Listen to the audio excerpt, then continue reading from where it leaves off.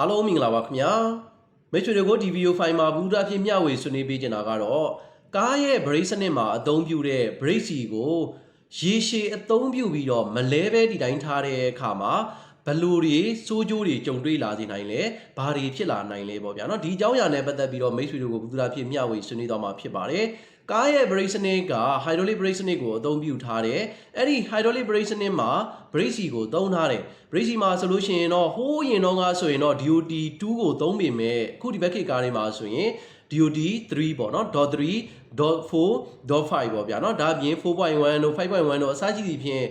အမျိုးစုံတွေကတော့ရှိတယ်အထူးသဖြင့်ကတော့ DOT 3နဲ့4နဲ့ကိုအများဆုံးသုံးတယ်လို့ပြောလို့ရပါတယ်တချို့ရဲ့ brake စီအဖုံးတွေရဲ့ပုံမှာဆိုရင်DOT 3 or DOT 4လို့တောင်မှရေးထားပါတယ်အဲ့တော့ .3 ပဲ33 .4 ပဲ33သုံးလို့ရတယ်ဆိုတဲ့အခြေအနေမျိုးပေါ့ဒါပေမဲ့ .3 ရဲ့ .4 ရဲ့ကတော့သုံးလို့ရပေမဲ့ .5 နဲ့ကတော့ရောဆက်ပြီးတော့သုံးလို့မရဘူးပေါ့ဗျာเนาะ brake စီကတော့အကောင်းဆုံးကတော့ရောဆက်ပြီးမသုံးတာတော့အကောင်းဆုံးပါအဲ့တော့ကားရဲ့ brake စနစ်မှာ hydraulic brake စနစ်ကိုအသုံးပြုထားတဲ့အခါမှာ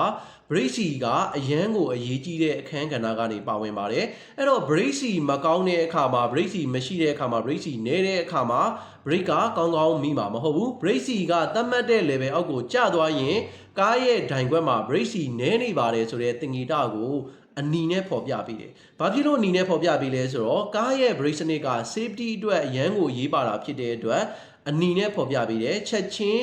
ပြုပြင်ရမယ်ချက်ချင်းလှုပ်ဆောင်ရမယ်ဆိုတဲ့အခြေအနေမျိုးထိကိုအနီနဲ့ဖော်ပြပေးတယ်ပေါ့။ဒါကြောင့် brake စီရဲ့အခန်းကဏ္ဍကအရန်အရေးပါတာဖြစ်တဲ့အတွက် brake စီသာအရန်နည်းနေတယ်ဆိုရင် brake ကရှော့ပြီးတော့ brake ကမိမှာမဟုတ်ဘူး။ဒါကြောင့်နောက်ဆက်တွဲဆိုးကျိုးတွေက accident ထိပါဖြစ်စေနိုင်တယ်။အဲ့ဒီလိုပဲ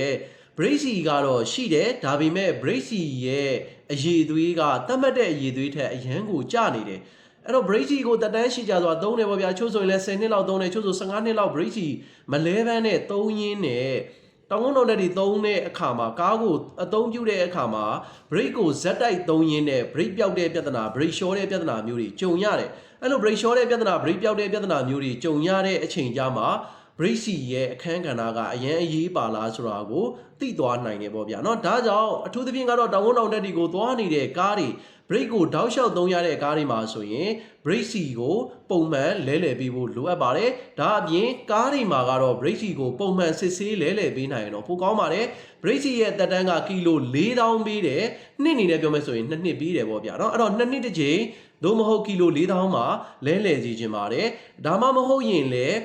ဥမာနေနဲ့ကီလိုဆိုရင်တော့သူကသတ်မှတ်ထားတာကတော့4000နဲ့6000ကြားပေါ့ဗျာเนาะနှစ်အားဖြင့်တော့2နှစ်နဲ့3နှစ်ကြားလောက်မှာတစ်ချိန်လောက်တော့လဲစီခြင်းပါတယ်အချို့ကြတော့လဲ brake စီကို9နှစ်ချင်းနှစ်ထိမလဲဘဲနဲ့သုံးနေကြတယ်မလဲဘဲနဲ့သုံးနေရောသုံးလို့မရတော့ဘူးလား brake ကလုံးဝမမိတော့ဘူးလားဆိုတော့မဟုတ်ပါဘူး brake ကတော့မိတယ်ဒါပေမဲ့ brake ကိုဇက်တိုက်သုံးရင်းနဲ့ brake ပြောက်တဲ့ပြဿနာ brake ရှော့တဲ့ပြဿနာမျိုးတွေကြုံတွေ့ရတာပေါ့ဗျာ brake စီကြောင့်လို့မထင်မှန်းနဲ့တခြားဥမာ master pan တို့ master cylinder ပေါ့နော် master cylinder တွေ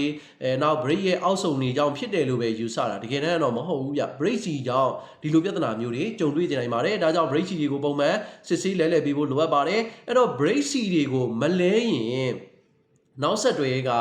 brake jam ဖြစ်တဲ့ပြဿနာတွေလည်းကြုံရတယ် brake ပင်စင်တွေကိုက်တယ်နောက် washer တွေပေါက်တယ်နောက်အပေါ်ဆုံးပေါ့ဗျာ master cylinder တွေမှာ jam ဖြစ်တဲ့ပြဿနာမျိုးတွေကြုံရတယ်နောက်ဆက်တွဲအနေနဲ့ဆူရွားဖြစ်စေနိုင်တာက ABS နဲ့ပတ်သက်တဲ့အပိုင်းကားရဲ့ brake စနစ်မှာအကူအနေနဲ့ anti-lock brake system ကိုထည့်သွင်းပြီးတော့အသုံးပြုကြတယ်အဲ့တော့ anti-lock brake system ဟာဆိုလို့ရှိရင်လည်း brake စီနဲ့ပဲလှုပ်ဆောင်ပြီးနေတာဆိုတဲ့အတွက် anti-lock brake system မှာဆိုရင်မော်တာတွေပါတယ် solenoid တွေပါတယ်အဲ့ဒီမော်တာတွေ solenoid တွေက brake စီမကောင်းရင်ဂျမ်ဖြစ်တတ်ပါတယ် brake စီမကောင်းဆိုတာကဘာဖြစ်လဲဆိုတော့ brake စီရဲ့ဂုံတက်တီတစ်ခုထဲမှာ brake စီကရေငွေ့စုပ်ယူမှုအားကောင်းတယ်အဲ့တော့2နှစ်ကျော်သွားတဲ့အခါမှာရေငွေ့စုပ်ယူမှုအားအရန်များသွားရင် brake စီထဲမှာရေငွေ့တွေများသွားရင်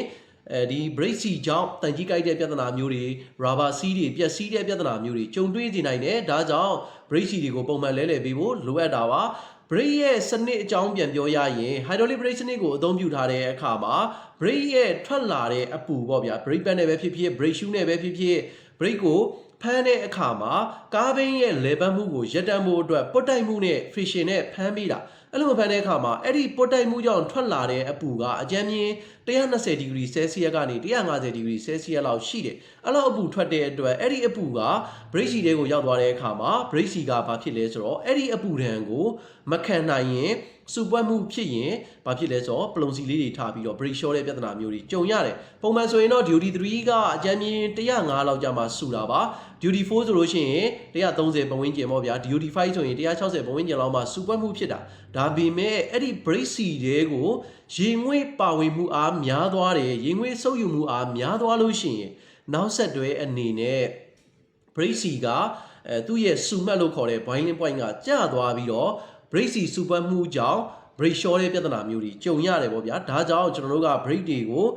brake စနစ်ကိုပို့ပြီးတော့ကောင်းမွန်စေခြင်းနဲ့ဆိုလို့ရှိရင် brake စီတွေကိုပုံမှန်လဲလှယ်ပေးဖို့လိုအပ်ပါတယ်အဲ့တော့ brake စီလဲလှယ်သိနေပြီဆိုတာကိုဘယ်လိုသိနိုင်လဲ brake စီရဲ့အယောင်ကိုကြည့်ပြီးတော့လည်းသိနိုင်တယ်အယောင်ကိုကြည့်ပြီးတော့ brake စီကနည်းနည်းမဲညစ်နေတဲ့ပုံစံမျိုးဖြစ်တာနောက်တစ်ချက်က brake စီစစ်တဲ့ဒီ brake fluid tester တွေရှိပါတယ်အဲ့ဒါနဲ့လည်းစစ်ဆေးလို့ရတယ်ဒါအပြင် brake နဲ့ပတ်သက်ပြီးတော့အတန်တွေထွက်နေတာ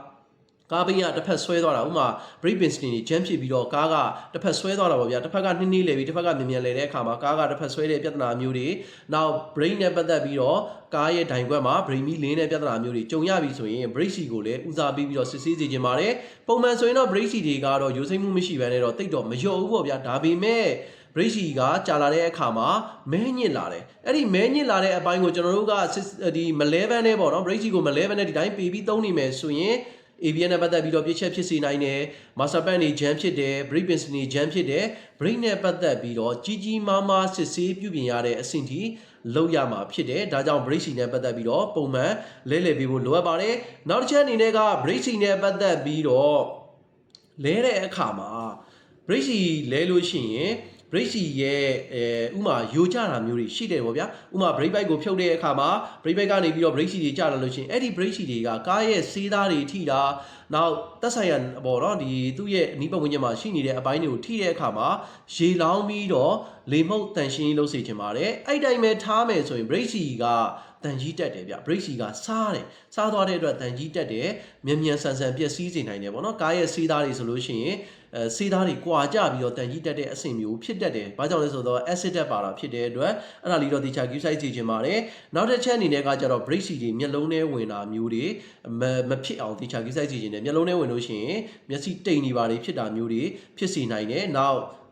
brake စီကဒီအဝတ်စားတွေကိုထိတဲ့အခါမှာ acid တက်ပါတာဖြစ်တဲ့အတွက်အဝတ်စားတွေဆွေးမြေ့တာမြန်တယ်ပေါ့ဗျာနော်ဒါလည်း queue site ကြည့်ချင်ပါတယ်။ကားမှာပြောရမယ်ဆိုရင်တော့ brake စီနဲ့ပတ်သက်ပြီးတော့သူ့ရဲ့အရေးသွေးကိုလည်း queue site ရမယ်။ brake စီရဲ့ DOT နံပါတ်မှန်ဖို့လည်းလိုအပ်တယ် .3 .4 .5 ပေါ့ဗျာနော်ဒါတွေကမှန်ကန်ဖို့လိုအပ်ပါတယ်ဥပမာအနေနဲ့ .4 ထည့်ရမယ့်ကားမှာ .3 ထည့်လို့မရဘူး.5 ထည့်ရမယ့်ကားမှာ .4 ထည့်လို့မရဘူး ABS ပါတဲ့ကားဆိုရင် ABS မီးပါလင်းတယ်နောက်တစ်ချက်က brake ကောင်းကောင်းမီးမှာမဟုတ်ဘူးပေါ့နော် .3 နဲ့ .4 လို့ရေးထားတယ်ဆိုရင်တော့ .3 ဖြစ်ဖြစ် .4 ဖြစ်ဖြစ်ကြိုက်တဲ့ brake စီနံပါတ်ကိုထည့်လို့ရပေမဲ့တဆင့်နှိမ့်တာကိုတော့မထည့်သေးချင်ဘူးဥမာ .3 လို့ရေးထားတာကိုကျွန်တော်တို့က .2 ကြီးသွားပြီးတော့ထည့်တယ်ဆိုရင်တော့ duty 2သွားထည့်တယ်ဆိုရင်တော့ brake နဲ့ပတ်သက်ပြီးတော့ပြစ်ချက်ဖြစ်စေနိုင်ပါတယ်နောက်တစ်ချက်က brake နဲ့ပတ်သက်ပြီးတော့ကျွန်တော်တို့ကပုံမှန်အနည်းဆုံးတော့3လတစ်ကြိမ်လောက်စစ်ဆေးစေချင်ပါတယ်တကယ်လို့ဗျာကျွန်တော်တို့က3လတစ်ကြိမ်လောက်စစ်ဆေးဖို့ခက်ခဲတယ်ဆိုရင်တော့အများဆုံးအနေနဲ့6လတစ်ကြိမ်လောက်စစ်ဆေးစေချင်ပါတယ်เนาะ6လချိန်လောက်စစ်ပေးနိုင်တယ်ဆိုရင် brake နဲ့ပတ်သက်ပြီးတော့ brake pad တွေပါနေသလား brake shoe တွေပါနေသလား brake ချီမှာပြစ်ချက်ဖြစ်နေသလားရိုးစိမ့်မှုတွေရှိနေသလားပိုက်တွေခောက်တာခွေတာဖောင်းတာအစရှိသည်ဖြင့်ဖြစ်နေသလားညက်တာမျိုးတွေဖြစ်နေသလားဒါတွေတော့သေချာ queue site ကြည့်ခြင်းပါတယ်